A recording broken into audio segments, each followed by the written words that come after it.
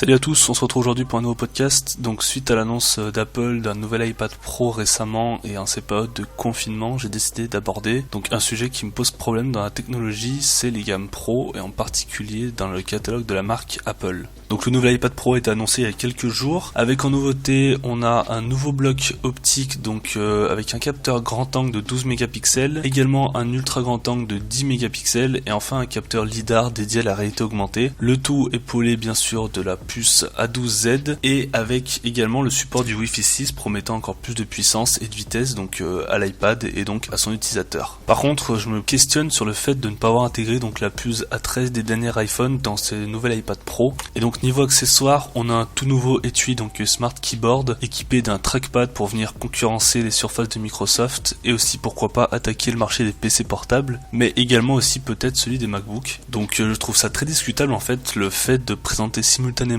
un iPad Pro donc 2020 avec un nouveau clavier avec trackpad, donc exactement le même clavier que celui des MacBook, et aussi dans la foulée aussi présenter un MacBook Air, sachant que en fait l'iPad Pro 2020 se rapproche de plus en plus d'un MacBook tactile en fait. Bref, après avoir présenté brièvement ce nouvel iPad, je vais m'attaquer au principal sujet de la vidéo. Bien sûr, vous trouverez toutes les informations sur ces nouveaux produits dans la description, je vous laisse des liens. Donc oui, les gammes Pro et les produits dits Pro sont très en vogue depuis quelques années chez les constructeurs, mais elles me posent un souci. Le souci, il est simple en fait, c'est la compréhension des gens. En effet, en fait, les consommateurs, à chaque annonce d'un produit dit Pro, ils se sentent naturellement donc visés par cette gamme, alors qu'en fait, ils ne sont pas du tout la cible principale, et donc à chaque fois, ça engendre un tollé à propos des prix astronomiques de cette gamme dans les médias, sur les réseaux sociaux, etc. Or, les gammes Pro, donc comme son nom l'indique, elles ne sont pas si onéreuses que ça pour le public visé, c'est-à-dire donc les professionnels. On va prendre l'exemple que tout le monde connaît et qui est le plus flagrant, donc c'est le Mac Pro qui dans sa version de base est proposé à environ 6500 €, donc un prix qui peut monter au maximum jusqu'à 50 000 € pour un seul et même ordinateur, ce qui peut être une fortune en fait pour le grand public, mais en fait cet ordinateur c'est une machine extrêmement puissante capable de monter des films, réaliser des gros calculs informatiques par exemple, ou alors servir de serveur dans des data centers pour des entreprises. Donc les professionnels en fait qui achètent ce matériel, ce sont des personnes qui ont calculé le prix d'achat et ont calculé le bénéfice qu'ils pourront en tirer de cette machine. Donc prenons l'exemple pour un studio d'animation, le fait d'avoir de telles machines leur permettrait d'être beaucoup plus productifs, et qui dit plus productif dit plus d'argent pour rentabiliser ce Mac, et c'est pareil exactement pour tous les appareils dits Pro de la gamme Apple. Donc ils sont ici pour faire gagner du temps et rendre plus productifs les entreprises qui au final arrivent à rentabiliser les appareils en très peu de temps. Un autre exemple aussi proche donc du dernier Mac Pro, on a le Pro Display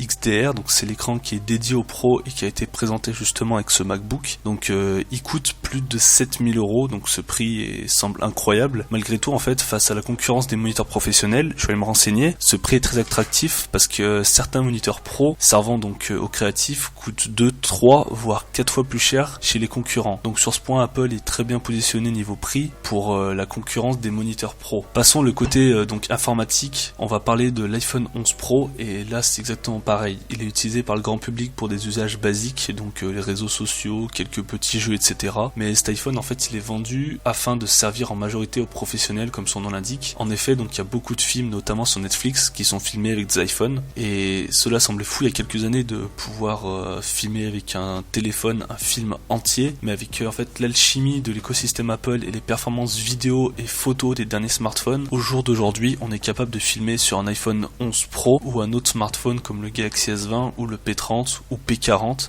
qui devrait aussi également sortir sous peu, et le monter ensuite ce film sur un ordinateur très puissant comme un MacBook Pro par exemple. Donc là vous allez me dire du coup, les AirPods Pro eux, est-ce qu'ils sont destinés aux professionnels? Alors je vais être franc avec vous, je trouve ce cas assez délicat. En fait le nom Pro ici, je trouve que c'est une erreur, parce qu'il aurait été plus bénéfique de les appeler les AirPods Plus comme les Galaxy Buds Plus de Samsung, parce que le fait d'appeler en fait les écouteurs Pro, ça vient créer une confusion chez les consommateurs, parce que d'un côté on a les iPhone Pro, les Mac Pro, etc. destinés réellement aux professionnels, et de l'autre en fait on a des écouteurs améliorés avec la mention Pro, alors que le produit je pense n'est absolument pas dédié que aux professionnels. Or Apple, il existe aussi des gammes Pro, donc comme j'ai cité les Huawei avec le P30 Pro qui vient ici être destiné aux professionnels parce qu'il a des capacités photo très bonnes et que ces capacités sont améliorées bien sûr sur la version Pro contrairement aux gammes P30 normal ou P30 Lite. C'était mon podcast à propos de mon avis sur les gammes Pro que je trouve parfois mal comprises par les consommateurs et aussi mal vendues par les constructeurs. J'espère que mon propos a été clair, j'espère que mes arguments ont été bons. Merci de m'avoir écouté jusqu'au bout et n'hésitez pas surtout à venir débattre dans l'espace commentaire, c'est très important, j'aimerais connaître votre avis. Je vous souhaite une bonne journée ou une bonne soirée, portez-vous bien, surtout en ces périodes actuelles. Salut.